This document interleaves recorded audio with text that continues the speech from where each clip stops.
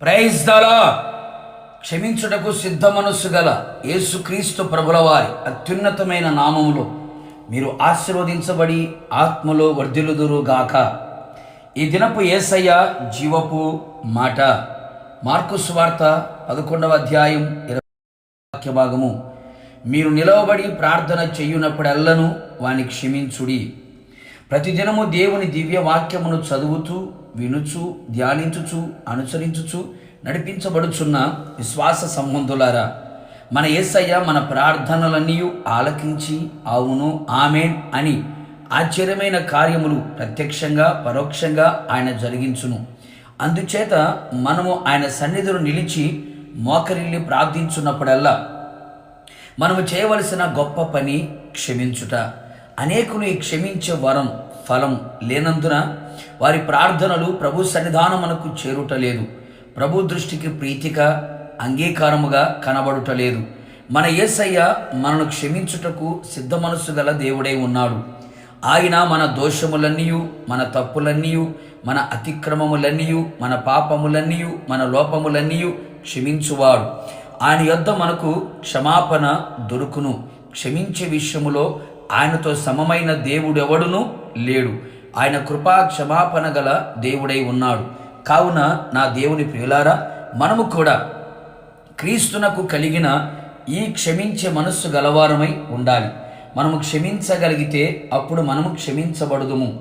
యేసయ్య తన శత్రువులను, తన ప్రాణము తీయు వారిని, ద్వేషించు వారిని, దూషించేవారిని, నిందించేవారిని, అవమానపరిచి ఉమ్మువేసిన వారిని, కొరడాలతో కొట్టిన వారిని అందరినీ వీరేమి చేయుచున్నారో వీరికి తెలియదు అని సిలువలో యేసు పలికిన మాట మన మదిలో ఎప్పుడు మెదిలాడుచుండవలెను. ఒకరినొకడు సహించుచు ఒకరినొకడు క్షమించుడి అని వ్రాయబడి ఉన్నది కదా. క్షమించే మనస్సు మనకు లేకపోతే సాతాను మోసములో ఉన్నావు అని అర్థం.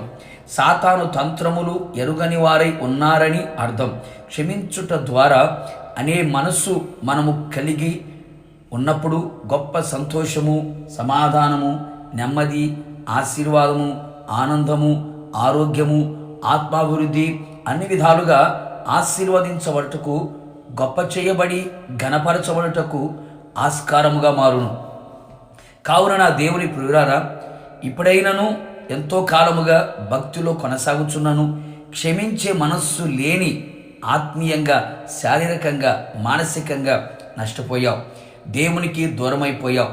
సాతానుకు బందీగా మారావు. ఇప్పుడైనను మన తప్పును ఒప్పుకొని పశ్చాత్తాపడి ప్రార్థించి అట్టి క్షమించే క్రీస్తు మనస్సును పొందుకొని ప్రగా ప్రతీకారాలు, ద్వేషభావాలు, కోపం ఇవన్నీ విడిచిపెట్టేదము.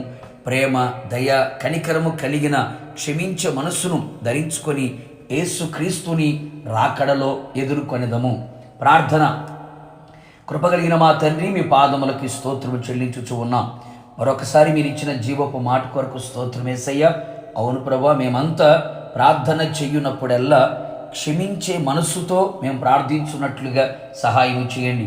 ఇంతవరకు ప్రభా, ఎవరిలో క్షమించే మనస్సు లేదో ఆ క్షమించే మనస్సు లేనందువలన సాతానుకు బందీగా, సాతానుకు దాసిగా మార్చబడిన వారి జీవితాలని జ్ఞాపకం చేసుకొని క్షమించే మనస్సును మేము కలిగి ఉండడానికి సహాయం చేయండి.